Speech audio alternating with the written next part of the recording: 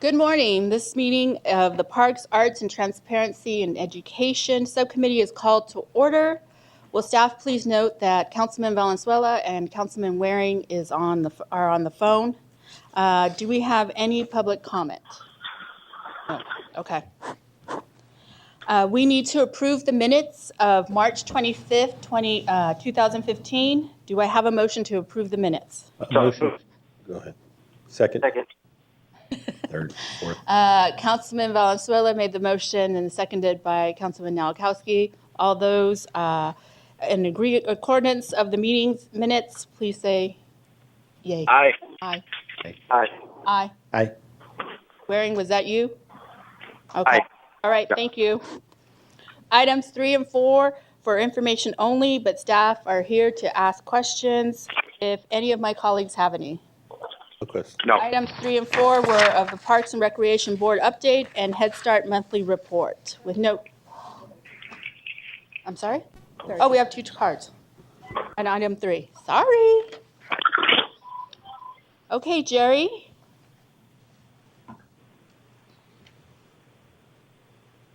Thank you, Chairwoman Pastor.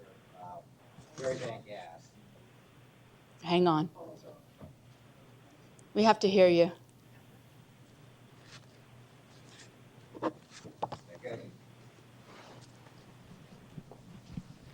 Thank you, council members, and especially Chairwoman Pastor. A month ago, on my way here, I dropped off a record request with Human Resources to verify the number of rangers that were employed back in when Proposition A was passed back in 2008.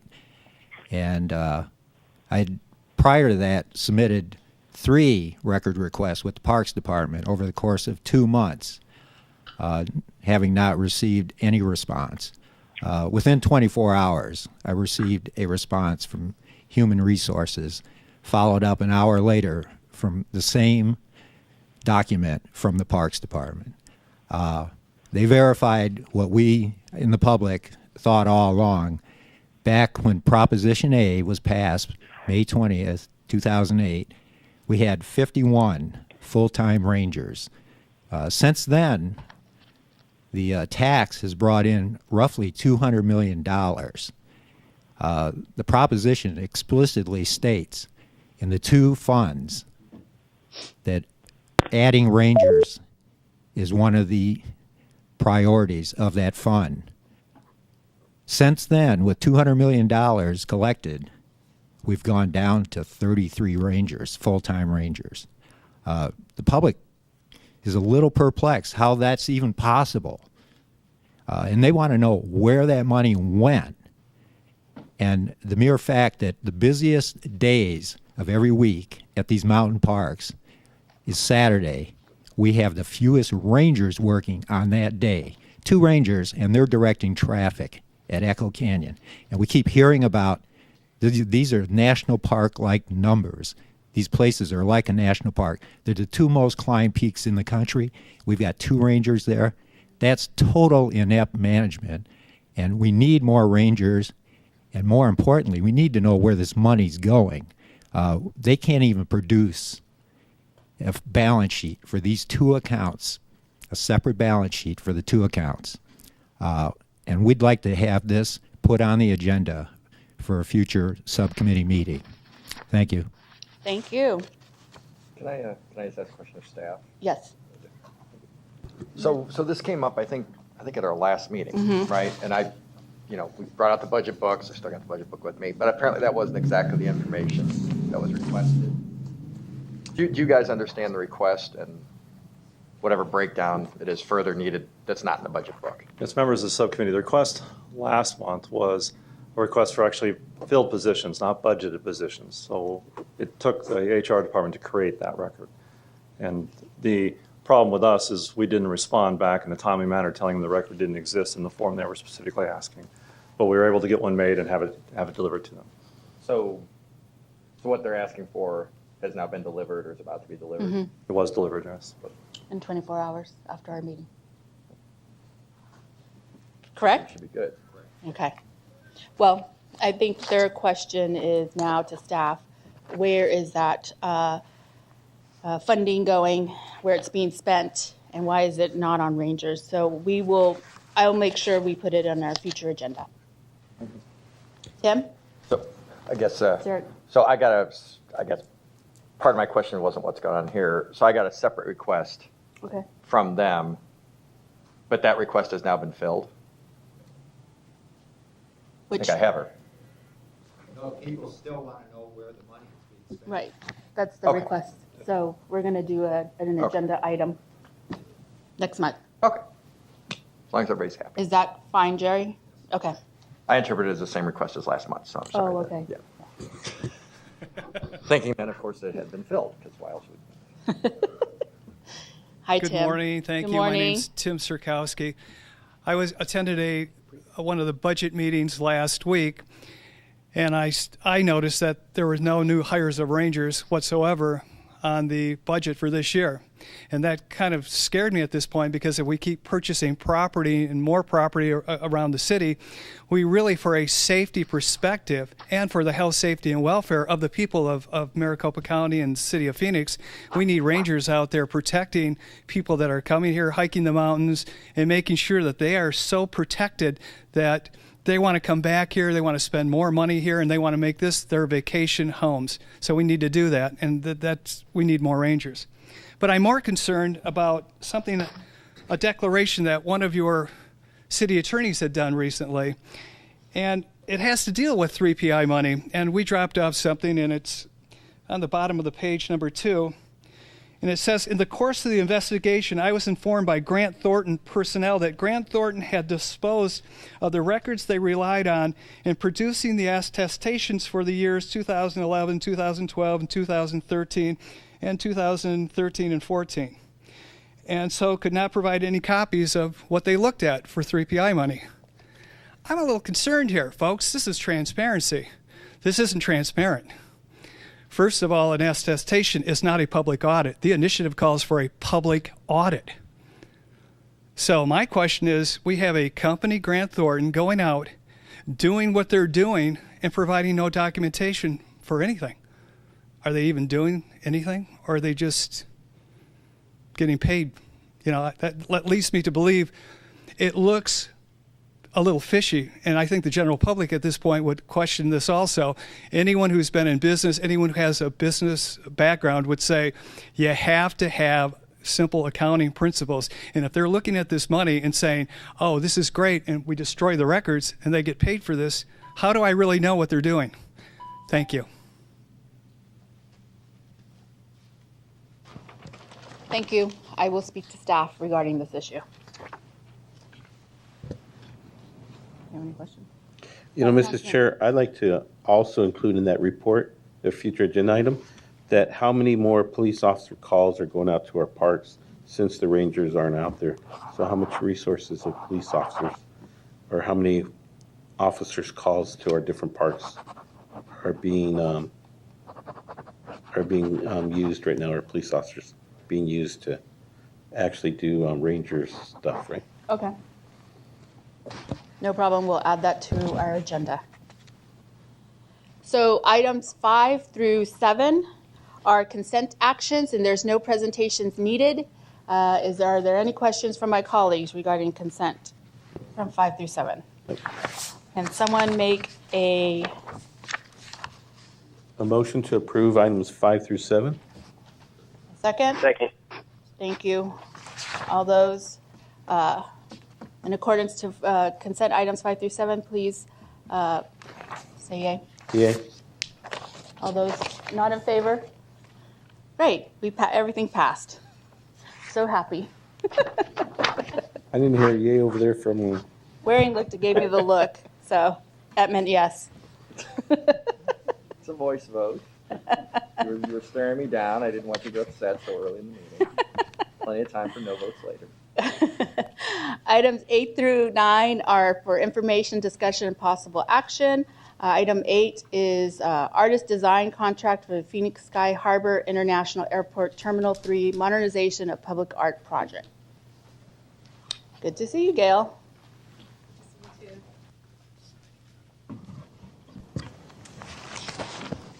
So, Madam Chair and members of the subcommittee, we're here to seek your approval to award design contracts for Phoenix Sky Harbor Terminal 3 Modernization Public Art Project. 3 artists have been recommended to create landmark works for the Terminal 3 modernization. And we're developing these new airport projects to enhance the experience of the more than 40 million people who fly in and out to Phoenix Sky Harbor International Airport every year. The goal is to make those journeys memorable and beautiful. The Arts and Culture Commission has recommended these artists to build upon the success of the large-scale works the city completed as part of the SkyTrain project. So as you know, these improvements are paid for with aviation percent for art funds, which are designated for this express purpose. And I'm going to ask Office of Arts and Culture Public Art Director Ed Lebo to describe the projects for you. Good morning, Madam Chair and members of the committee. Let me tell you a little bit about the process we went through to arrive at these recommendations. Last fall, we issued a call to artists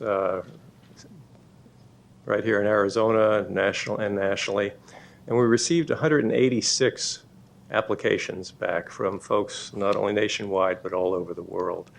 And one of the reasons for that is that the airports are the places where we start all of our journeys and end all of our journeys. And as Gail pointed out, airports throughout the nation and here have been working, I think, hard over the last 20 years to try and improve the experience. And as part of the Terminal 3 modernizations, there are going to be some significant changes at the airport. At Terminal 3 right now, the design will open up the windows on the west side and north side, just as the SkyTrain has done in the last few years, to make the entire landscape and city around the airport visible and bring in a good deal of natural light. And in working with the aviation team, we looked at a number of opportunities here. One, I think I can point to this, on the west end of the terminal here. And then there's a middle atrium as well, and then over on the east end. And we'll talk a little bit about the recommendation for the west end in the next presentation, but the artists who were recommended to develop concepts for spaces yet to be determined were Patrick Merrill out of Colorado and a gentleman named James Carpenter out of New York.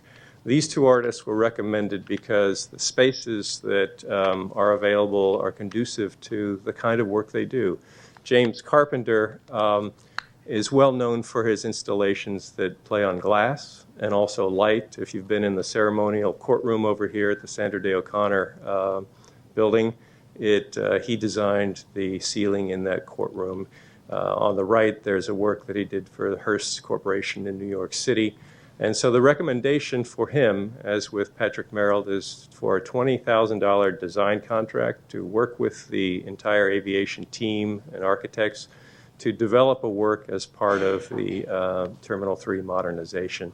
And we would obviously, if he's approved, come back to you with the concept for a fuller design contract. Patrick Merrill was recommended. He's an artist in Colorado, but the materials that he uses, copper and wood and other kinds of things that play on space and light, the panel felt very strongly that they really worked well in the West and with all the natural light that would come into the modernization.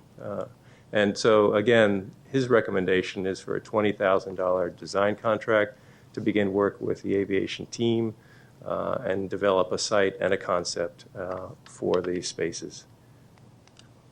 So the request is that for a $20,000 design contract for each of these artists to begin work with the design team.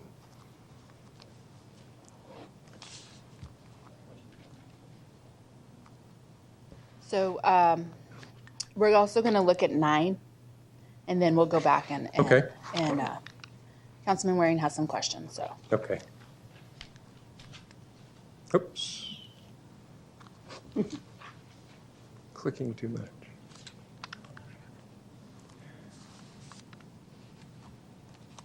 The second recommendation from the panel and also the Arts and Culture Commission was in the West Atrium area, and that is on your right.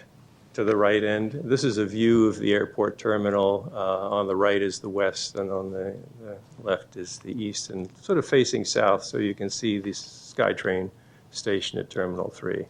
The recommendation there resulted from what is available, or what will be available in this new space. As I mentioned, there will be floor-to-ceiling glass windows that face the west and north, and a fairly good-sized atrium with a lot of space above it.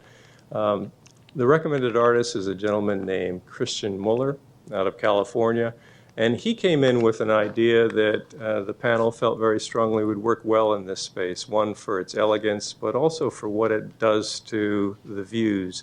The panel felt strongly that an artist working in this space should not obstruct the great views to the landscape, which is one of our great cultural legacies here in the West. And what Christian Muller decided to do was to place a pendulum there. We're always worried about time. Are we on time? Are we late? Anybody traveling through airports? And it's always filled with anxiety. Christian Muller's would fill it with some grace and a very slow movement back and forth that might add some calm to this space. The pendulum would rise about 50 feet. That bob there on the bottom is about 12 feet in width, and then the duration of the swing is about 7 seconds. In talking about this, the recommending panel mentioned that at the Smithsonian Museum of American History in Washington, there's this wonderful pendulum where you can see, as it swings, the movement of the earth, and they felt that this would be something that would be really beautiful in this space, both with the materials and the glass. And I think we have a videotape here that we can show the movement of this to give you a better sense of that.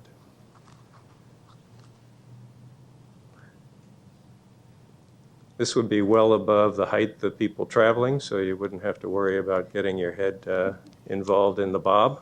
No decapitations. No decapitations. Plus, it doesn't come up in a lot of our votes. That's good. Yeah. This is one of the enhancements. And as I mentioned, it takes a slow swing back and forth. This is the sort of the departures area where you're going to leave the city of Phoenix, and some folks will be coming in this area. But it will also be visible, I think, as you come down through SkyTrain as well. So I think the sense was that this would be sort of a beautiful, large-scale landmark. In many airports and many train stations around the world, you're always looking for a landmark to say, meet us there. This will be one that will help people find their way through the airport, because you can always say, meet us at the Pendulum. So the request for this is a $200,000 design contract that would include taking this from this concept through to construction documents.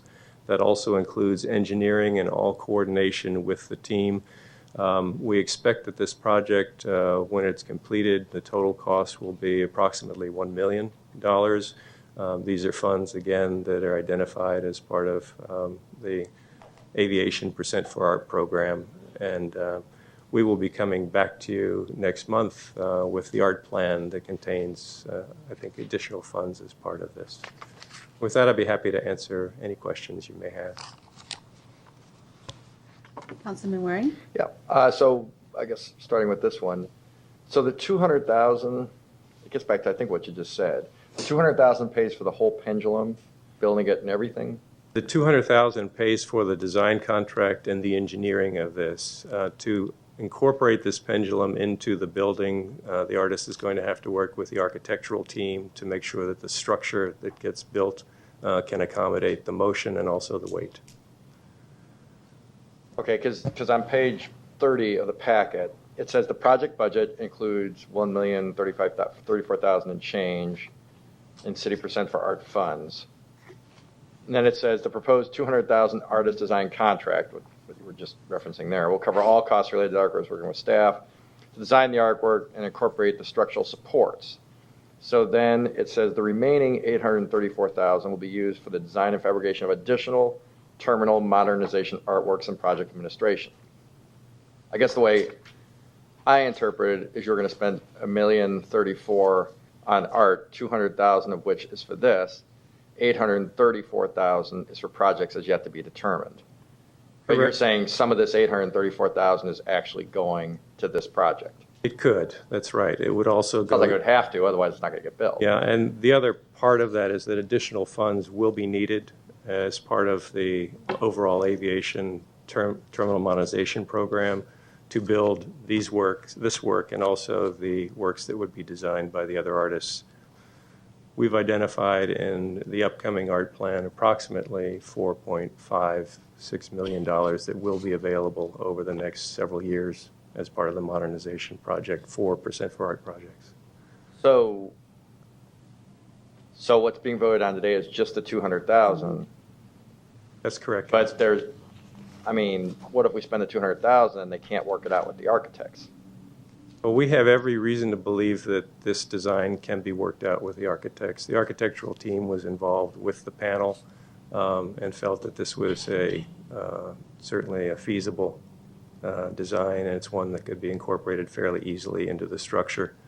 What needs to be done would be to make sure that the structural components are included in the design. So we don't actually know how much the pendulum will cost, because we only know how much, 200,000, it's going to be something north of 200,000. Is there any guesstimate? Is it another 200 or 400? Or, I hope it's not going to be like $1 million pendulum. Councilman, as I mentioned, we're budgeting approximately $1 million for the entire project. The 200. So that's just this project. So when you Correct. said that, I assumed it was this plus a lot of other projects, because frankly, that's the way this reads on page 30. I just read what it says. Okay, and I guess I'll just skip that. On project 8, this is the one, because we had talked about this before. Is this the one where you're going down the escalators, and it was going to be on the side of the wall, but now it can't be where you wanted to put it because of the architecture? Is that right? Correct. There are a lot of things in that space that make the work that had originally been conceived not really feasible in that space. So the artist would work with the team to identify another space where a work could go. So number 8 is a vote for some art. We're just not sure where we're going to put it. Correct. It's a vote for a design to develop a concept with the team that will then come back to this body for approval for construction. Why do we have to vote now if we don't really know exactly what it is or where to put it? Well, to have the consultants begin working on the design, they need a contract to begin that work. And without that, they can't work with the team to develop an idea for the project. Seems a little uncertain on that score. All right, okay, go ahead, I'm done. Thanks. Thank you. Councilman Nowakowski. So I have a couple questions. So for the airport, Terminal 3, what's our total budget for art for this modification? We have, in looking at the budgets that will come forward in the next month as part of the art plan, we've identified about $4.5 million. And for art funding. that's from our art funding that's Correct. allocated for this Terminal 3 project? Correct. And we're talking from these two projects, approximately how much? We have $1 million for this project, Pendulum, that's up here, and then the other one is an additional. Correct. We've identified about $1 million for each of the 3 projects, and then there are additional funds that we could use over time to work with the design team to find other ways to enhance the terminal. We're talking about half of the budget on 2 projects, right? It would be 3. 3. Yeah, it would be 3, potentially. And then the one concern I have is, once again, I always bring this up about the localism, right? We tell people to go out there, shop Phoenix, support local businesses, and support the city of Phoenix, because through our taxes, we support our services that we provide. I like to be a good steward at that, and I just want to make sure that on this panel that selected the 11 finalists, how are those individuals chosen? Is there community representation on there? And how do we make sure that our local artists, which we have so many talented local artists, are involved in the process also? The selection panel that did have local representation.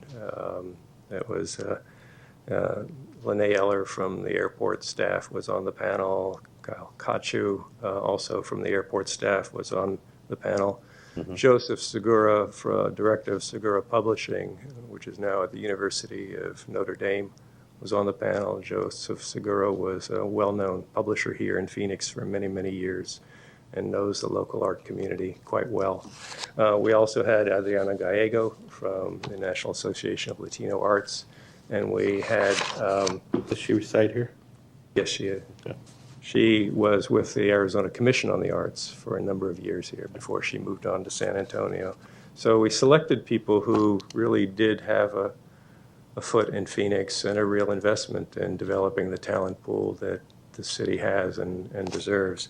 And we also had Charlotte Cohen, who is a well-known national public art specialist. She runs the Government Services Administration program in New York, and also Elizabeth Toledo from as a representative here in Phoenix.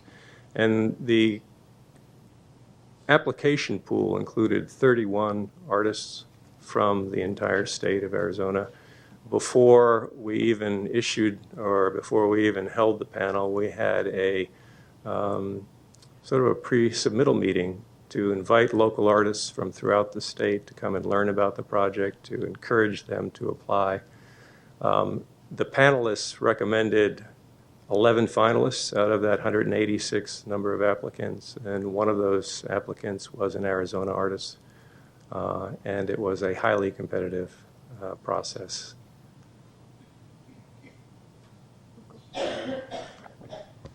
So my other question is, so how do we encourage, or how do we get the local artists more involved? Are there local groups that are out there that we can actually have individuals sitting on these panels choosing the finalists? How can we get more input from the local artists themselves, where they're a part of the process, where they can actually help us to actually, I love the idea of creating that that workshop prior to that, but how do we get some input from the local artists to actually help to promote in? Well, that's local one of the artists, ways, I'm sorry, Councilman, that's one of the ways. It's the workshops that we carry out during the year. And these pre-submittal meetings are always very helpful because we cast a wide net to make sure everybody comes to these meetings to ask whatever questions they want and can. What I will say is that many of the artists, in terms of having artists on selection panels, many of the artists want to apply for these projects. Mm-hmm. And so it's important to not eliminate them from the pool as they apply. But we took, I think, real care in coming up with this panel to find people who had a real investment in artists here in Arizona and making this airport a really beautiful example for the nation. So my understanding is that even if a local artist has not been chosen, that 80%, I want to say 80%, maybe it's higher, of the work and of the companies that are used are local vendors. Yes, Madam Chair. This is an interesting and really important point, is that we have been not only trying to develop the pool of artist talent here and making great use of the artists who are here, but also generating jobs and work for a lot of our local trades and construction. Over the last, since I've been here in 2005, over the last 8-9 years, we've been tracking where the flow of city investment in public art funds goes. And about 84% of the money that the city approves and invests in public art goes into local contracts or contracts with local vendors. Great example is happening right now. We'll have a dedication on Friday or Saturday of the 24th Street and Baseline public art project park and ride.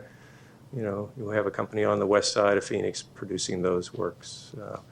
When the Roosevelt project opens up streetscape, even though the design was developed by an artist outside the area, they're fabricated right here. The shade structures are fabricated right here. But we also are always looking for new ideas and new ways to reach audiences among artists. And in the coming year, as we have in the past, conduct studio tours and conduct professional development workshops. That said, this pool of talent in the city has developed enormously over the 30 years of this program. And many of the artists who compete here locally also compete nationally. And Madam Chair, I want to thank you for bringing that point up. Next time, if you bring a report to us, I mean, I would really like to see what the artist is actually using local businesses, from sheet metalists to whatever it is. So that would help us really to help make a decision, and especially when I'm a big advocate of shopping Phoenix and using our own local businesses, that would help me with my decision in the future. Thank you. Well, thank you. Certainly do that. Is there a motion for 8 and 9? I think Jim wanted to make that motion. Motion to approve staff recommendation on items 8 and 9. I need a I'll go ahead second. and second. Second? Can I just explain? Go that? ahead. Okay. You don't seem grumpy about it. No, I was just. Well, I don't know. I'm You just trying seem- to, no, I'm just trying to move through. No, I know. I would just say, we met about this before. I guess I didn't ask the right questions. I didn't realize, and now I see why, having read this. I didn't realize it was $1 million pendulum. I thought it was a $200,000 project. I didn't ask, I guess, the appropriate follow-up of, is this building the entire thing? And then I guess I'm a little unclear. Are we voting on the entire the extra No. 834,000? No. So that's off the table. I'm just a little concerned. We're spending $200,000 on this without having 100% certainty that it's buildable. It sounds like it is, but we don't know. And on the other one, we're spending, I forget whatever the dollar figure was, without actually knowing where we're going to put it. So I'm going to vote no. It's nothing against the projects, but just I appreciate the briefing, though, before, but apparently I didn't ask the right follow-ups, and now I have, and now I'm unsettled. I'm sorry, Madam Chair, That's okay. to add to your That's angst. okay. Yeah. Madam Chair and Councilman Waring, the design contracts, this is somewhat typical of design contracts, is sometimes we don't know what is being designed, but we get people under contract to begin the work. And then as the work develops, we then have concepts that we can come back to you to show and to share, and then also to request a construction contract. And so this is sort of part of the process. In this instance, the one well-known design is the one by Christian Muller. And if it eases your mind, we've worked intensively with the team over the last month and a half to look at the proposal, and there's every confidence that it can be built in that space. And I guess Madam Chair, understand, we budget sometimes without knowing exactly how things are going to go. I don't remember the possibility of the $1 million figure being out there. The way this reads, it absolutely 100% sounds, because I read it, so maybe the audience disagrees, but to my mind, it sounds like the $834,000 is going to go to some other projects. And instead, it sounds like a lot of the money, as Councilman Nowakowski said, for art is going to go to this one project or a couple projects, which maybe that's correct and so forth.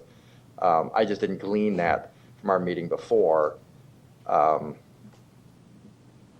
I guess I'll just leave it at that. I guess there's a little more uncertainty. I mean, usually I think we know where we're going to put things and so forth. And in the other case, we don't. So that's enough of that. Thank you. I appreciate it. Thank you for indulging me. So those that are item 8 and item 9 to move approval, there's a motion from Councilman Valenzuela and a second by Councilman Nowakowski. All those in favor of the motion, please say aye. Aye. Aye. All those not in favor? No. No. Okay. Motion carries. Thank you. Items 10 through 12 are for information and discussion. Are we ready for item 10, which is Phoenix Public Library using interactive technology in children's programming? Yes, Madam Chair, members of the subcommittee, we are ready. The library is here this morning to share some information with you about our use of interactive technology in children's programming with a focus on providing information and resources to families on how to best use this technology for early learning. Interactive technology for young children has become very pervasive, and parents are looking for guidance on when to use the technology with their young children. With me this morning are Wendy Resnick, our Youth Services Coordinator, and Jerry Ann Thacker, our Electronic Services Librarian, and they're going to describe our project to you. All right. Well, thank you for having us today. We've had a concerted effort at the library over the last year to introduce technology into our early learning programs and to train our staff to really act as media mentors for families. And there are really three reasons we're doing this. One is the technology is everywhere. It's very pervasive, and children are exposed to it at a very young age, and also parents are bombarded with advertising for the next great technological gizmo, from baby Einstein to little baby seats with built-in iPad holders. I mean, all kinds of things. But also it gives us another opportunity to have a conversation with parents about raising readers, which is very important to the library. And finally, the whole nature of literacy is really changing. Most of the people in this room read more words off a screen than a printed page in a day. And the same is true for our children, and technology is becoming more immersive, more interactive, more adaptive. And so in addition to teaching children how to read, children need to learn how to be digital citizens. So we think this is a way to help families with that. And I want to make a distinction when we're talking about technology, we are talking about interactive technology, not passive screen time, which has been shown to be an impediment to learning, cause behavior problems, all kinds of negative associations with that. We're talking about technology that facilitates active, engaged use by the child and encourages relationships, interactions with adults. Councilman Waring. Thank you. Sure. Can I just ask a question? So what is, not sort of a technophobe, I guess, by nature, what is passive screen time? Well, so for example, parking your child in front of Saturday morning cartoons is passive screen time. Young children do not learn from a screen. They learn from people. And so the message and what we're trying to model with parents is to use these tools, it's one more set of tools, in an engaged, active way, because the child learns from the parent, not from the device. So when we talk about passive screen time, we're talking about that sitting in front of a TV or also, using devices as a digital pacifier. A child who doesn't really know how to use a smartphone, but they'll be engaged by pressing the buttons because it's colorful and lights up and, that sort of thing. I'm just curious, though. So speaking as a parent, or 4-year-old twins, I'm just curious. One of them is more adept with the computer and the phone than I am, which is somewhat embarrassing, given that I've got a 43-year head start. But very fluid with it. But I mean, he's not just sitting there watching things. He's definitely playing games, pretty much all of which are education related, specifically math, angles, that kind of thing. Right. Is that good or bad? I just assumed it was good because he's definitely getting better at it. He's definitely learning things. I mean, and how to apply it. I mean, it seemed to me, but maybe I'm wrong. The research shows that, yes, these tools can be very effective when used appropriately. And so the three things that we look at and to give advice to parents is use them in an active and engaged way. So be a part of the process. And also set limits, because while the technology can be very beneficial, again, there are a lot of other things that young children should be doing. They should be making mud pies and singing and dancing and all those other kinds of things. So there is a concern that too much time is spent on technology. So that's definitely something that we want to pay attention to. I'm pretty sure we're not hitting that mark at home, but I'm curious how much is too much. Well, for example, we are out lied to right here. And this is the thing. Endanger any Parent of the Year awards. We want to have this conversation because we don't want to be the scold. We want to be the guide, the media mentor. Parents are using this technology. We know it. We all see it every day. The American Academy of Pediatrics says no screen time under the age of 2, and we adhere to that. We're not using this in our baby time programs. But over the age of 2, an appropriate time limit, it really depends on the child and the application. It's all about content, context, and the child. Some children take to it right away and are digital natives from the and his twin get-go. brother, Right. he'll look at it a little bit, and then he's not interested, and he wants to go draw or write a book. So the advice to parents is follow your child's interests and engage with them. So it really varies by child. But, as a parent myself, I would guess that, at that age, children probably shouldn't be spending more than an hour, engaged with a screen. Yes. So you're okay. All right. Councilman Waring, you're doing well All right. in raising your boys, okay? I'm thrilled about that. I was more thrilled that he can figure out how to play the games faster than I can. So I was sort of bemused by your engaged parent. Does it have any benefit for me? Because he's really teaching me, not the other way around. Absolutely. Well, there's the engagement and the parenting happening. It's actually quite comical. Videotape it, and we can have a video in these sessions. All right. So, It's you as a model. yeah. We look to the National Association for the Education of Young Children and the Fred Rogers Early Learning Center. They are really the leaders in this area and have set down a lot of guidelines. And we've already talked about most of them, but the one other thing I wanted to mention is that this intentional use really requires parents and caregivers to be informed and have the resources regarding the nature of these tools and the impact on children. So that's what we're trying to help them with. And in our story times, first of all, they're not completely digital. We're still using bubbles and felt boards and puppets and all the things that are staples of story time. What we have started to do is introduce things like ebooks projected on a big screen. Or a real popular one is an animal sounds app on the iPad, where the presenter will play the sound and let the children guess. And so it enables us to have this conversation and dialogue during the story time. So these are just more tools in our toolbox.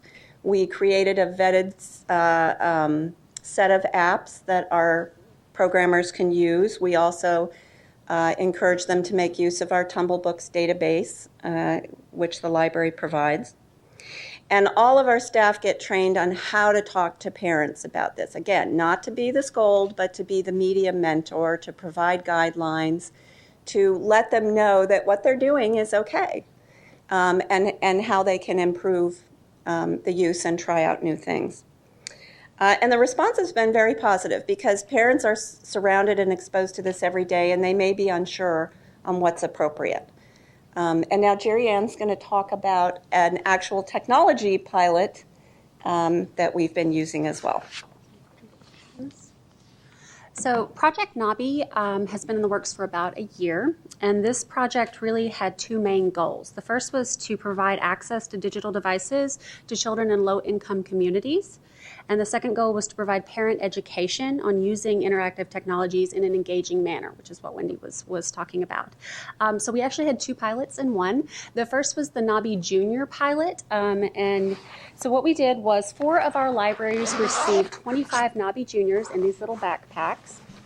The Knobby Juniors are a fully functioning Android tablet that have parental controls and internet filters, so they're very locked down as to what the children can access. They also come preloaded with the Wings adaptive learning software that has educational apps for vocabulary building, writing skills, math skills, science skills, and other core concepts. So these were circulated at 4 of our library locations. They were promoted in story time by our trained early literacy team experts, and these are the same people that are doing the digital story times. So families were allowed to check out one of these backpacks with the Knobby Junior for their children to take them home, and they were also given a set of tablet time instructions that tell them about each of the apps and what skills those apps are good for. We circulated about 72 Knobbies per month at these 4 locations over the course of 6 months, and we also gave out surveys to the parents to be completed. And we found from our surveys that the parents reported an average of 9 out of 10 on a satisfaction scale with the project. 98% of parents reported that they felt the Knobby was helpful in teaching their child to read. Ebooks and games were the most popular. using the Knobbies, and that 96% of parents would recommend the Knobby to another parent. So that was the Knobby Junior pilot. The other pilot was for our Knobby Seniors, and you'll see them up on the screen there. They are a fully functioning Android tablet that are made for 6 to 12-year-olds. So these kids are a little bit older. The apps are older at a more elevated level. They come preloaded with ebooks and magazine content that were selected by our collection development staff at the library. So we loaded each of them with 15 ebooks for children. And these were given out to libraries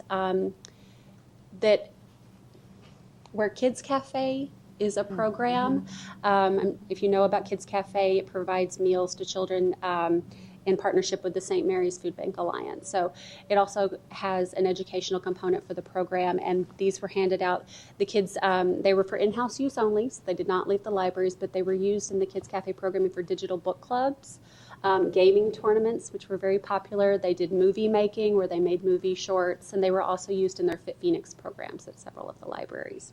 So we found that they were used most at Harmon and Acacia. The kids were very, very active with them at Harmon and Acacia, and they had an average of 190 uses per month at those locations. So based on our measured outcomes, which include the surveys and the usage statistics, going forward, the Knobby Juniors in their little backpacks are going to be rotated to 4 new locations in the Valley to be circulated, and we're going to be adding 2 new locations for the Knobby Seniors in addition to the locations where they're presently occurring. Where are they currently? The juniors are, right now they're being pulled back in. We're going to be resetting them and sending them to 4 new locations. They're going to be going to the Ironwood branch, the Cesar Chavez branch, the Desert Broom branch, and Saguaro. The Knobby Seniors will be staying at Acacia, Yucca, Harmon, and the Central Library, and they'll be added at Desert Sage and Palo Verde. Okay. Any questions or? Oh, go.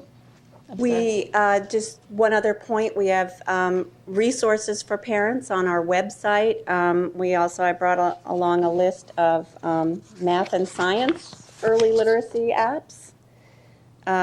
So again, in our role as media mentors, this is the kind of information that we want parents to have, and we want them to look to the library as a guider on all kinds of media.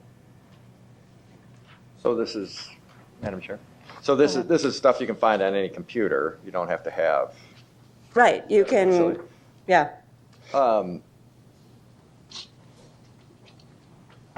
So you said, I'm sorry, you didn't change the screen. You said that you could go somewhere for effectively advice for parents? We have this kind of information on our website. So you can go on there, I'll pick one because you mentioned it in regards to this device, the security. I've been slightly surprised, and it's not terrible, but some of the advertising, not the actual games. I can tell you just one. Now, the game should at least theoretically advance for me, but my son can do it. So maybe it's really more for like a 5 or 6-year-old. It's called Red and Green. It's angles. You move. Sounds like you guys are nodding. Apparently must be a common one. But they do an advertisement for Spartacus. I'm not even sure what it is. Okay. It's nothing. You don't see any blood. You don't see anything. But I am surprised. Is there any way, do you give advice to parents about stuff like that? Absolutely. How to navigate without seeing those ads? Absolutely, and the lists that we curate are ad-free. That's important to us. So these lists are not going to have ads like that. Because I have been just a little surprised. I mean, a lot of these games are clearly designed for a 3 or 4-year-old, but some of the advertising is just a little more Advanced. dicey than I would have expected. And it's not just the advertising too. I mean, Apple has come under attack for this with the pay apps, where kids can rack up huge bills unbeknownst to their parents because they're buying gems or whatever. So that's the kind of thing that that's why we curate apps, so we can give parents good. Trust me, there's a million out there. We have a very small selection of things that we feel are appropriate. This is the selection. Also, our Tumble Books platform, which lives on our website as well, is a platform designed for children 2 to 12, which includes ebooks, language learning material, games, puzzles. All of it is commercial free. Yeah. That's what we You guys mentioned the ebooks, reading on the screen. I like to actually read an actual book. They also, I mean, they don't just sit there and read. They read a book, like a physical book. Is there any studies that show which is better, or does it matter? It would never have occurred to me to plop them in front of a screen to read a book.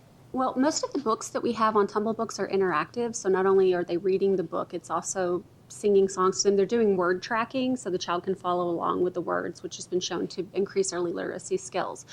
We have found that most of the studies showed that people who read books from a screen read more books. So on average, I think that the average person reads 15 print books in a year. The average person that reads books, reads ebooks, reads 24. Is that because they're carrying it with them? I think it's convenience. And they're Convenience, probably, yeah. and sitting in space and reading. And the Tumble Books platform makes it very easy for the child to guide the actual process because it's so intuitive and simple to use. My goddaughter uses it, and she's 3, so she can read books by herself if she wants to. It's that simple. And what's also you're going to see this. What's happening in the schools is that they're using technology for everything. Right. And Arizona Merit is all on the computer. So what you're seeing is teachers or the education system teaching them how to use the computer for their standardized testing. So we're going to start to see more of technology being embedded not only at the school, but also at home and requirements. That's an excellent point. And it really is a school readiness issue because it starts right away. And for children who aren't in an accredited preschool, may not be getting exposed to it. I face that right now, and what was it? He was in 4th grade last year, and he had to do a whole PowerPoint on a project, and I was shocked that he was having to do a PowerPoint. And of course, him and I are sitting there learning. I mean, I knew how to do a PowerPoint, but I'm like, okay, now you have to move this, that, and so I was teaching him how to do a PowerPoint. But I was just kind of taken back that that was one of the requirements for the report. Yep. Councilman Nowakowski? I just really want to thank you for keeping up with the times because I have 5 children under the age of 13, and I mean, they're always either with a tablet or a smartphone. And I mean, if we can encourage kids to learn more about math and sciences and reading through using what they're used to or what the trend is. And I just really want to thank you all for keeping up with the trends and making sure that our kids are being educated, that they're not just little toys that they're using to entertain themselves, but now it's a way to actually use it as an educational tool. So thank you. Well, thank you for the report. I am one of those parents that for whatever the child's game, I can't remember what it's called. It's a jewel thing. I don't know what it is, but she was got onto it, was able. They did a game, and you have to get the jewels, and they drop, and I don't know whatever else. But I was a recipient of the bill in the sense of she was purchasing little jewels, not realizing that it was being charged. So Until she gets older, yes. jewels are going to be real expensive. So thank you, appreciate it. For your time. You're welcome. Our next item is item 11, and it's update on Thriving Together initiative. We have Tim Valencia from the City Manager's Office here to present, also along with the Valley of the Sun United Way. Deanna, would you like to introduce? Thank you, Councilwoman Pastor and members of the subcommittee. Tim Valencia is going to introduce our guest today from Valley of the Sun, but this is an exciting partnership that has been developed with Valley of the Sun, the City of Phoenix, and many others, again, to further our work in the education area here at the City of Phoenix. Good morning, Chairwoman Pastor and members of the subcommittee. Today we have a guest from the Valley of the Sun United. There we go. Today we have a guest from the Valley of the Sun United Way to discuss an exciting movement, Thriving Together. Thriving Together is a long-term movement that will use the resources of the private and nonprofit sector to ensure that all children, youth, and young adults succeed within the boundaries of our public elementary school districts and high schools within the area of Phoenix Union High School. This initiative is co-chaired by Dr. Kent Scribner, the superintendent of Phoenix Union, and Pam Conboy, lead regional president of Wells Fargo. Valley of the Sun United Way is serving as the anchor entity for this initiative, and today I'd like to introduce Anel Mercado, the director of this initiative, to continue this presentation. Good morning. Thank you, Pastor, Councilwoman Pastor, and all the other council members. It's a pleasure to be here today. I'm the director of Thriving Together. I work at Valley of the Sun United Way, who's playing a anchor entity or a servant leader role, if you will, to the partnership, providing really some strategic convening and guidance to the partnership.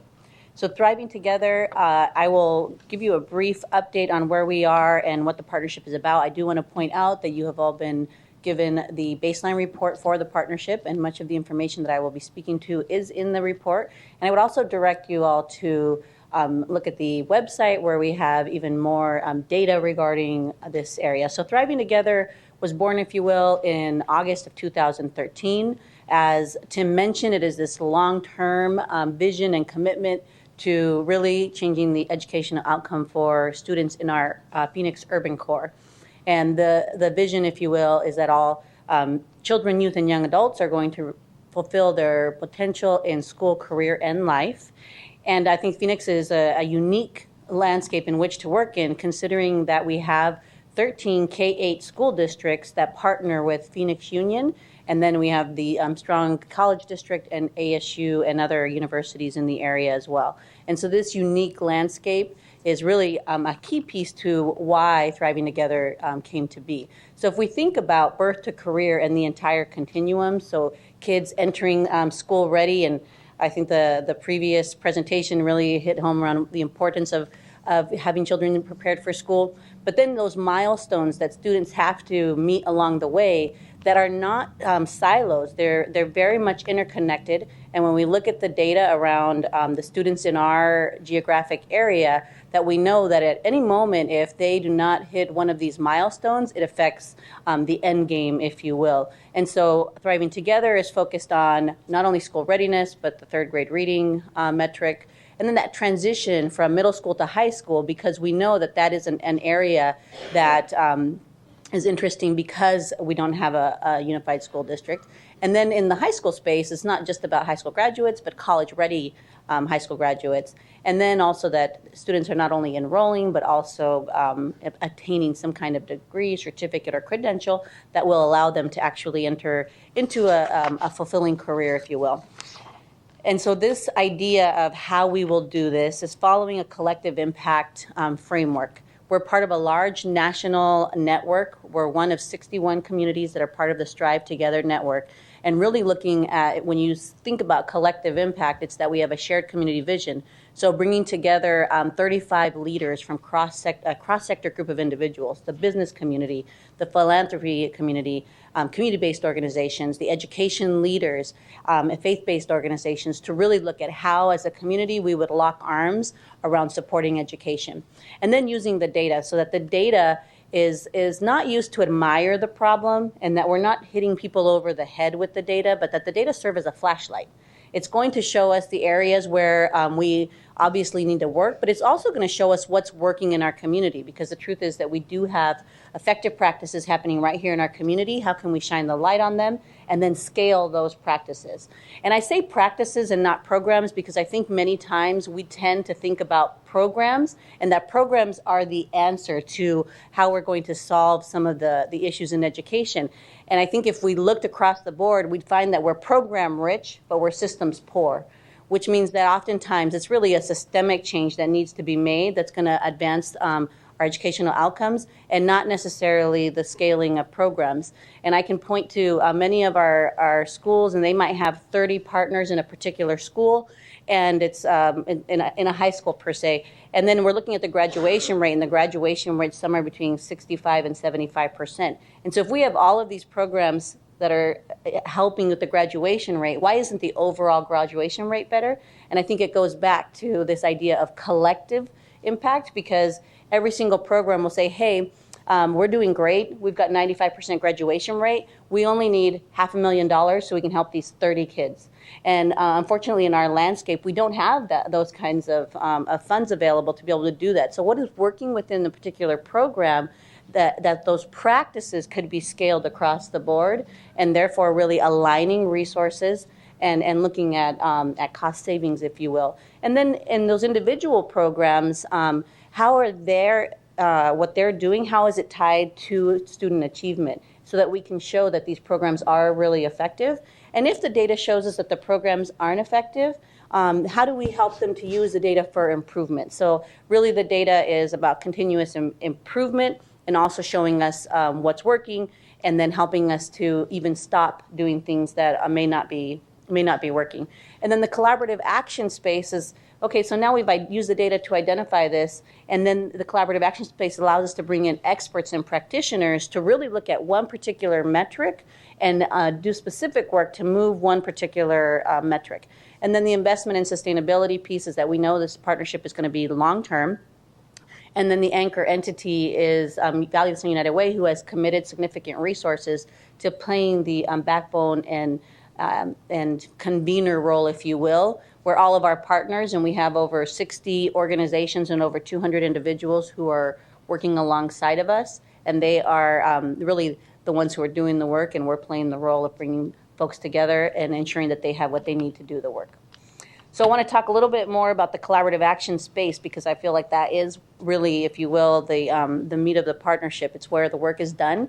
So if you think about along the continuum, we have launched 4 collaborative action teams, and we launched them based off of looking at data with the Leadership Council last year. And we launched in 3rd grade reading, 8th grade math, high school graduation, and degree certificate or credential completion. And then we had the leadership look at data again just last month to really choose another 2 areas that we would launch collaborative action teams in this year. So we'll be launching a college readiness collaborative action team in the summer, and then in the fall, the college enrollment collaborative action team. The last one there, the K-16 curriculum alignment, it's not a collaborative action team, but it's a work group, and they're really hyper-focused right now on aligning math concepts and pedagogy K through 16. The Common Core Standards really speaks to the curriculum piece, and now we're looking at how is it being taught conceptually and by pedagogy actually in the classrooms in that K through 16 space, so that we ensure that children are learning math sequentially the way they need to in our schools. And so that's a little bit of a different way that the collaborative action teams work, but it's very systemic in nature. I have a question. Certainly. In the collaborative action team, I heard 3rd grade reading, 8th grade math, and high school graduations were the first action teams, or designated as the first action group. One more, the degree certificate or credential completion one as well. And when did that go, live or action team? When did that start? So they officially met for the first time June of last year, and they go through a charter and action plan process in order to really determine where they'll work. And that happened June through about September. The 8th grade math collaborative action team actually just launched last month. So they're not as far ahead as I thought they were. I guess my interpretation was that they chose these 3 areas and they processed, did their thing, and then now they're looking at results. So I'm too far ahead of the game. Yeah. So they looked at data in March, launched in June. Action plans were finalized in the fall, and then now the action teams are in action, if you will. And what that might look like, I'll use 3rd grade as an example, is that this team really looked at, okay, what schools are we going to work alongside of? We call them potentially target schools or focus schools. And then also, what are our bright spot schools? So which are those schools that are actually showing excellence, and what are we doing within those? So right now, the bright spot schools are going through an investigation where we're interviewing them, really figuring out what are those pieces that work. We've been working alongside some of the focus schools and looking at their data deeper. What are the things that they think are working, and what are the things that the data say isn't? And now we're going through a process of looking at how do we help them use the data to improve, and specifically in their interventions for 3rd grade reading. Okay, so are these groups voluntary that are going to be part of these action teams? The schools or the to participate? Yeah, so and to get the data, gather the data, and the schools themselves. They're selected by the team, and then we go to the superintendents, and the superintendents say, yeah, that's definitely a school to work in, and then we go in and work with the schools. At this point, because it's the initial stage, we are looking for those schools and those principals, those leaders who are really looking at the coalition of the willing, because we're establishing a baseline. The idea is that we start with a few schools this year so that we can scale to 10, 15 schools in the next year and so on. Okay. Chairwoman Pastor, the third grade team is a diverse team. I lead that with an individual from Cartwright School District. And so because of the space the city's working on, we have a diverse team of individuals that are going in and reviewing that data and then working with those schools to look at what's working and then how we can possibly scale that up with existing resources. Mm-hmm. So what I'm hearing is we're reviewing data right now. We're looking at schools to pilot. I'm going to use the word term pilot because, or participate. When will that go into effect? If you find the schools that are participating, at what point will you start integrating all the tools that are needed to for the schools to start improving? That's a great question. So as the bright spot schools and the effective practices are being lifted up now, and the focus schools have been identified, then in the beginning of the school year in August, we will really look at, okay, these are the effective practices, which ones are being done or not done at any of the focus or target schools, and then implement the plan at that point for improvement and using a continuous improvement plan with the data. And this is starting at the beginning of the school year. So August 2016. 15. No. August 2016, then we could look at data. Yes. Okay. And we'll be looking at data on a monthly and quarterly basis throughout all of the school year of 15-16. And to bring it local with City of Phoenix, Experience Core Phoenix, our literacy program, has been proven an effective program. And so that's why I'm heavily involved in the third grade reading, and then how we can scale up this program into these schools that need additional assistance. And that's another piece that's really important, is that we have a lot of programs, and so we want to be able to, because at this moment there isn't necessarily a large scale way to show programmatic effectiveness tied to student achievement, and there's a lot of different programs that they think they're doing a great job. We want to be able to actually show that this is true, and then if that is, what are those effective practices that are happening in that program that we could scale to other areas. Okay, thank you. Councilman Nowakowski. Are you all done? I believe so. Actually, I just wanted to quickly mention, and the data is there, is that there's a large opportunity, because we know that our student demographic shows that we have a large Latino student population, and also just the data shows a lot of different things around gender and socioeconomic status. So we're really looking at those pieces so we can determine if there are specific practices that we need to employ for any one demographic that is going to give us a bigger win, if you will, as far as really moving educational outcomes. And that is all. Thank you very much. Councilman Nowakowski. I have some comments. First of all, just thank you for helping our children get college ready. But we also have so many programs within the city of Phoenix. I'm not sure if you're working with our Head Start, our College Depot, and at our workforce development departments also, because I think that they could play a major role in. Are they involved in this process at all? So College Depot and then Kimberly Foss with the workforce development are both in our degree, certificate, or credential completion and high school collaborative action teams. And the pre-K space is a space that we are just launching a work group this year, and we will be working alongside with the City of Phoenix Head Start programs in that area as well. And Lawrence Robinson with the mayor's office is also involved in various teams throughout Thriving Together, and is also, we're in a conversation with him around the pre-K space as well. And you know what, just providing all this information, I mean, it's amazing. 87% of our students not college ready in math, 76% of our students aren't ready in English to go to college.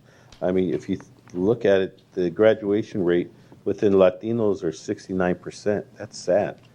You know, we're almost at half of the Latinos going to high school aren't graduating. And then Caucasian or Anglos, 83%. And that's bad. So we need to make sure at least our children are graduating from high school. as a minimum. I mean, that should be a goal for the city and for every parent, but also to prepare them for college. I think that's one of the biggest, saddest things about this whole report is that once our children are graduating from our high schools, they're not prepared to go to college when it comes to math and English and other. So I just really want to thank you for all your efforts and working with the private sector. I call it the Team Phoenix approach, where we just bring everyone together and try to find that solution. And if there's anything we can do to help you all out, we're here 100% to help you out. And if there's something I can do, especially with the Latino males, I mean, that's really sad to see the data on the Latino males. So if there's anything I can do, let me know. And we greatly appreciate it, and certainly there is an open invitation for anyone in the community and with the city to partner with us. We have a great participation from the business community, and I think that is really a key piece. So we do appreciate the support. Thank you. And I love your focus from K to 16 instead of from K to 12th grade, because it's really about preparing our kids to go to college. I just came back from a trip from Guadalajara.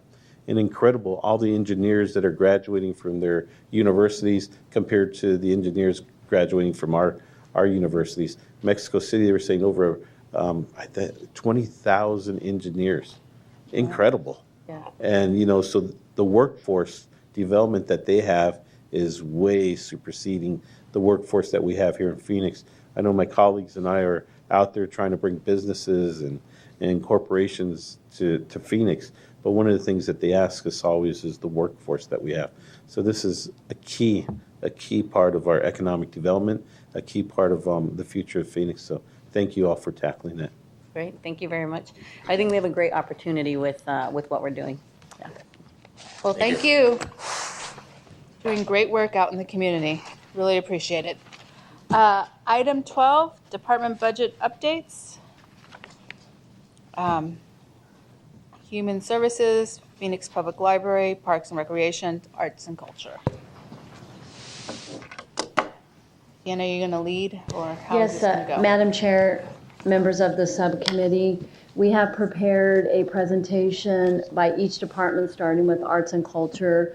They'll be walking you through the total budget for the department, as well as a comparison of the monthly expenditures this year in comparison to last year, as well as looking at some of their top 10 expenditures and then talking about the revenues in each of the city departments. So we would start with Gal from Arts and Culture.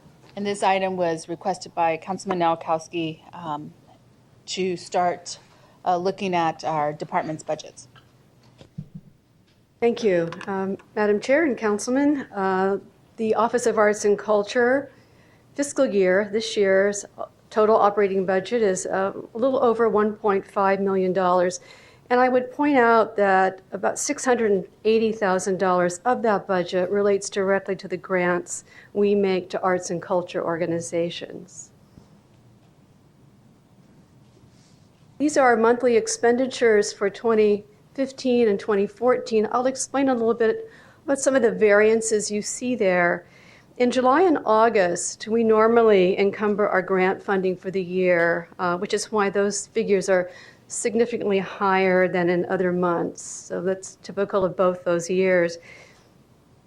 And then in October, you'll see a negative balance there in 2014. That occurred because grants were over-encumbered earlier in the year, and that encumbrance was released in that month of 2014, which created that negative balance that year. And then the other variance I would point out is in 2015, in February and March. We didn't post work order credits for the public art program in February. It was a short month, and I think they posted March 1. So we posted 2 months in March, which created that variation. If that had been posted normally, it would be about $44,000 for February and $52,000 for March. And the last thing I would say about this page is that 16% total variation between 14 and 15 can be attributed to staffing. A number of positions, mine included, weren't filled until a little bit later in that year of 2014. The only thing really to point out on this slide is that the The majority of our budget is spent in grants and subsidies to those arts organizations I mentioned, and salaries and other costs related to salary, primarily. No other expenditures outside of these categories. And then in addition, that total 1.5 million includes some grant funding. We do write grants for our arts learning program, other outreach programs and special initiatives. And we received in 2014, $114,000 from the National Endowment for the Arts and Arizona Commission on the Arts. And this year, $50,000 from the NEA and $22,000 from the Arizona Commission on the Arts. Yes, can you go back to monthly expenditures? Certainly. So you were talking about an increase of staff, and if you go back to that slide, if you can go back to the other one, I'm sorry. Your Monthly expenditures? yeah, monthly. Yeah, Monthly or the yeah. top If you two? look at salaries and pension, I mean the pension is at 7%, and salaries are just an increase by 4%, and then group insurance is it's stable. So it's not really that big of an increase in personnel if you look at this, or is there? It looks like it's a 4% That's correct. Let's look at Increase the, in salary. in salary. I mean, but I mean, if you talk about, then you go back to the other one that we had it on. You were saying that the majority of this was actually staff, but it doesn't show that in the other slide. It shows that it's something else besides that. And then you were saying that the expenditures were basically a lot on grants, and that there's a decrease on current from last year. So my question is, so from October, I mean, the 16% of increase, where did it actually come from? If it's not, there's a 4% increase in staff, where's the other 12% coming from? it's a number of factors. I would say staff is the primary reason. We're kind of also looking at different things here. This is the monthly expenditures that we're looking at from July to March, and this total only accounts for that. Whereas this is looking at the entire year and the top 10 expended. This is sort of how our total budget lays out in terms of percentage. Okay. Percentage of the On a total. monthly basis? This one's on a monthly basis, right? This is the top 10 expenditures from our budget, Right. yeah, for the year. Right, Okay. for the year to date. Alrighty, thank you. Councilman Waring, anything? No? Okay. All righty. Mo? Yes, Madam Chair, members of the subcommittee. Our total budget for human services is approximately $62.4 million. The thing to really note here is that 30% of this is general fund. The department is really federal and state and local funded, 70%. In contrast to when I started with the department 14 years ago, the general fund was 75% in our department. That's how much things have changed. As far as the monthly expenditures are concerned, this is a comparison month to month, and you'll see variances much like were described in arts, but I'll just go through a couple of them. In July, as an example, our expenditure variance there has to do with the fact that in 2014, we encumbered all of our contracts similar to what was described earlier, all of our general fund contracts. We did not do that this year. This year we are looking at those expenditures month by month, and so that just causes that, and it'll catch up at the end of the year. In fact, it already has. In August, we had our emergency assistance has increased spending last year. That could do with a lot of things, certainly weather, the number of shut-off notices that are being received, how hot it is, et cetera. So that's the kind of thing, the kind of variance that we can have on any given year. The other areas in September, November, December, and March, those have to do really with our contracted, our contracts, our delegate agency contracts, our contracts with vendors, with all kinds of special contracts that we have. As those invoices come in from one year to the year next, when you compare those two, They could be coming in at different rates. We could have different vendors. We could have issues going on with the vendors, all kinds of different things. But those differences there are, in fact, a result of those kinds of invoicing and then reimbursement. So if invoicing gets behind, you will see what it looks like an under expenditure, and then they catch up and it look like an over expenditure. The important number here is at the bottom, where when you compare the 2 years, we're at 1% variance. So it does catch up as we move through the year. Madam Chair, I have a question. Can you go back to that slide? Sure. So off the top of your head, on September, what was the big increase of 29%, close to 30% increase in expenditures for this year? Yes, in September, there was a time and delay for the contractor payments. We had multiple contractors in FY15 submitting July and August reimbursements along with some prior year invoices, and that's what caused that variance there. And then March? In March, we had a Head Start contractor submitted an invoice that was very behind. They had extreme vacancies in their fiscal area and also the director, and by the time we assisted them in catching everything up and making everything right, it hit in March. Thank you.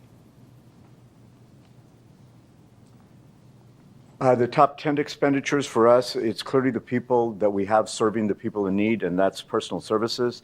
Our top 4 big expenditures are, the other 3 are special contractual, emergency assistance, consulting, and professional services. In personal services, we have our vacancy rate and less positions sometimes from one year to the next that would have that kind of a variance. It's not that large. And then in emergency assistance, it's the same thing that I described earlier, where we had more expenditures at that time of the year than last year. Those are the only 2 things in that area. In temporary employment, we did have a lot of vacancies in our senior services. We used temporary employment for that purpose. We did have a one-time large item, and that was in March, and that was the one, Councilman Nowakowski, that you asked about, and that was the catching up of the delegate agency contracts. They are all caught up now, and so we're back on track. As far as revenue is concerned, we do have grant revenue. What this really is, though, is we have the grants, and then as we have the expenditures in the grants, then we draw down the funding for the federal government. So that's how that process works. Our registration fees are the fees that we charge in the senior centers. We did increase those fees this year based upon the budget decisions made last year, and that's why that difference there. The donations are the donations that seniors make in the congregate meal program daily in their lunch, et cetera, as well as the home delivered meal program. And that, of course, fluctuates depending on the economy, depending on what kind of expendable income that folks have. And then rental, we do have we have the Family Advocacy Center, where we have income from, that's a city building that the city owns, and we have income from some of the tenants there.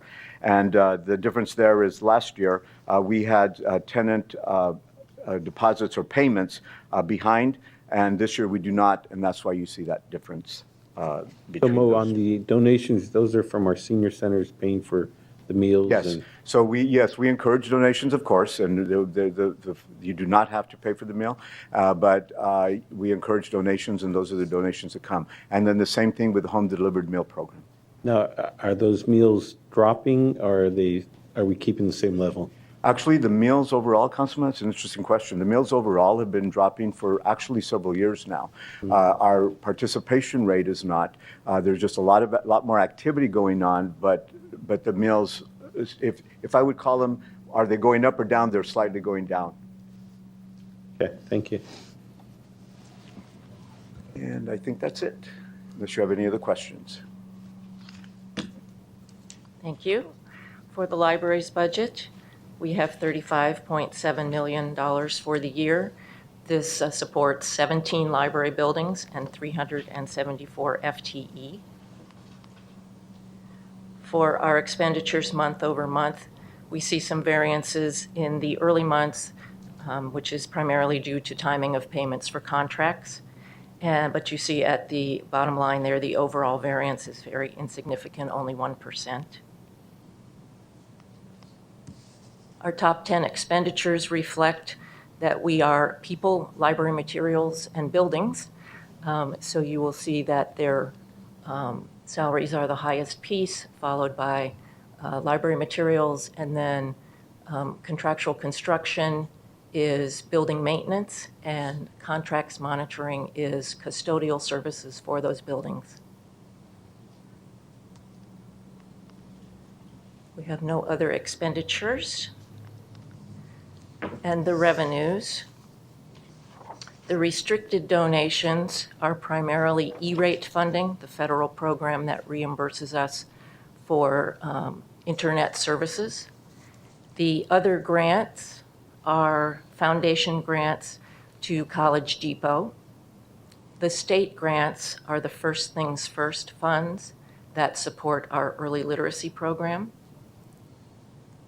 And then you see the fees, the library room rentals, the copier printers, those are for the public, and the fees and fines that we collect. Any questions? Thank you very much. I have a question about the fees and fines. Yes. Do we chase, I don't know if the word's chase, but do we, those that owe more than, I think it's $20, are we blocked seeking from them use- in order to pay for their fee and fine? Yes.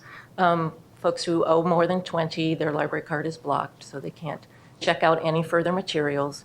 We have a whole process of overdue notices, and then eventually after 3 overdue notices, they get sent a bill. Oh, they do? Yes. Okay, thank you. Sorry, go back to monthly expenditures.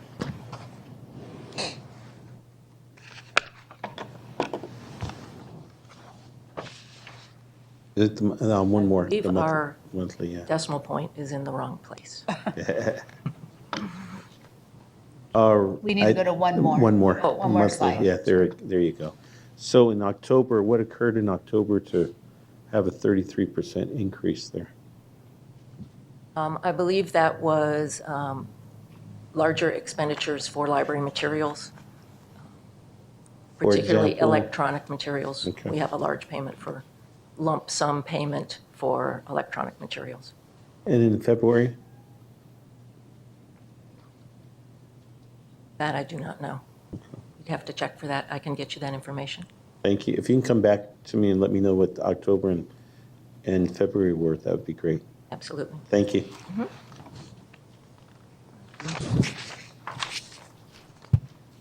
So the Parks and Recreation budget this year is $102,719 million. Our monthly expenditures, as you can see, we have variances every month like the others. Mostly they have to do with positions, salary savings, some posting of cost, like contracts. The big reduction in January is because of a one-time posting out of the golf contract. And you see at the 9-month period, we're about 7% under for the overall year, but our big spending hasn't started yet. Water cost, air conditioning costs, part-time salaries are yet to come. The top 10 expenditures are full-time salaries and part-time salaries, and then our water bill, as you can expect, and then pension and health. What was that big increase in landscaping from last year to this year? Thank you. I should have pointed that out. So in the salaries, the big change is we took out golf and then put it into contractual landscaping. So that's the one-time contract that we let. That's the initial time when that contract went out for outsourcing golf maintenance. Okay, so it's a one-time. Well, it'll be a continuing cost for years, but it got posted in that month. Okay. And we had no big outside expenditures. Revenues, you can see the big variation is in the golf revenues, and that is because of the Papago Golf and the Maryville Golf courses are no longer contributing to the revenues in this current fiscal year. I think we should call it the Jim Waring Golf Fund. Okay?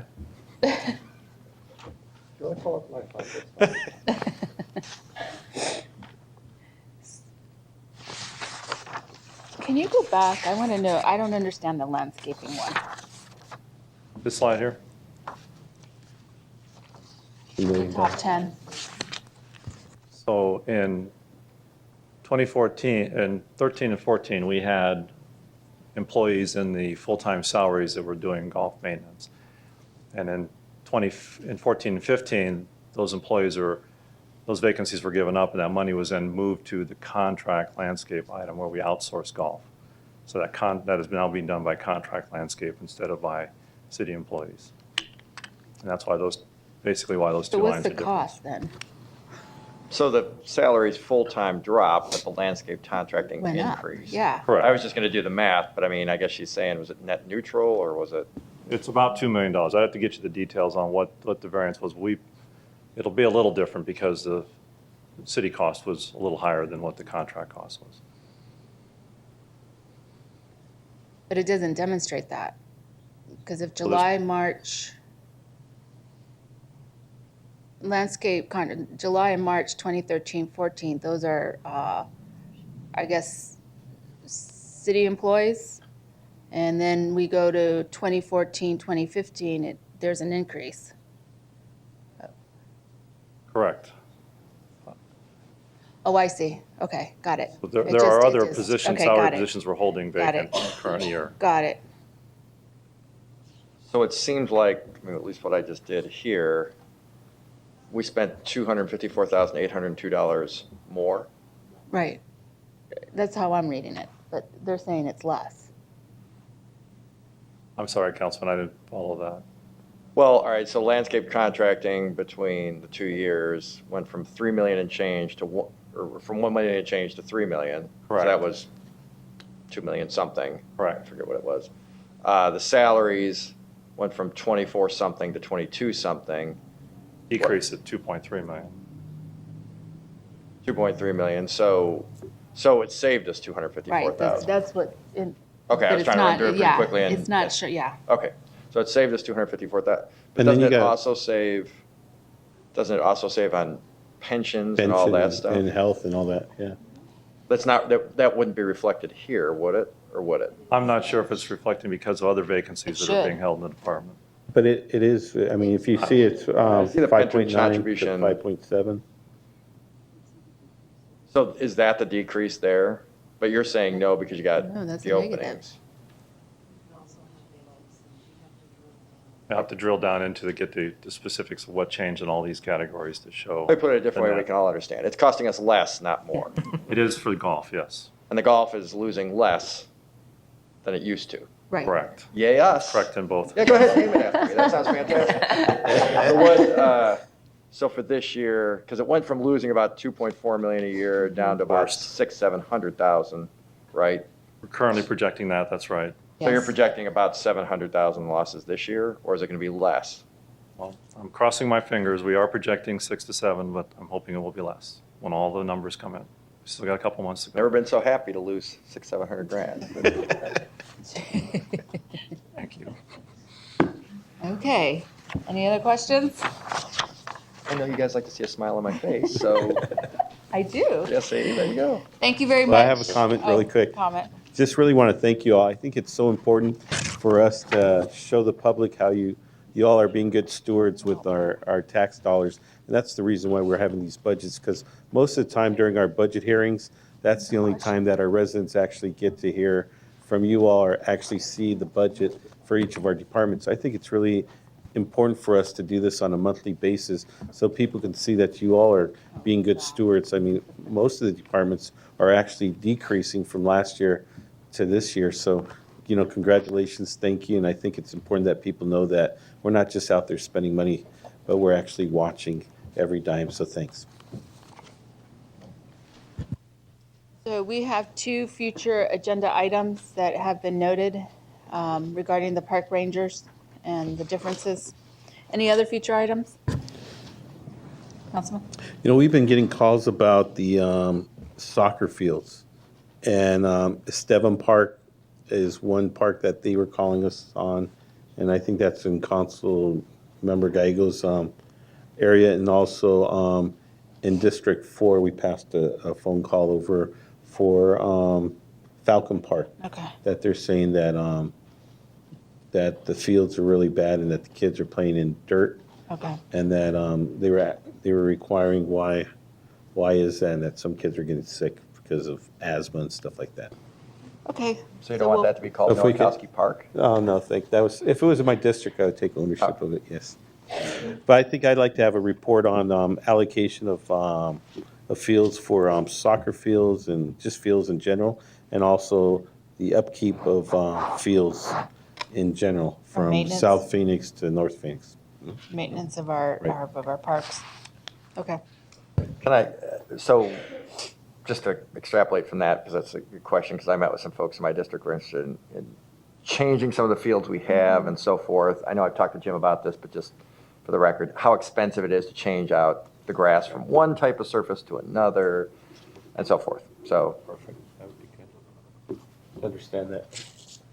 what the Perfect. differences are, that kind Are of they thing. willing to do a public partnership? They I might think be. I think they just want to, Okay. build them something. Call to the public. We have no call to the public. Okay, meeting adjourned.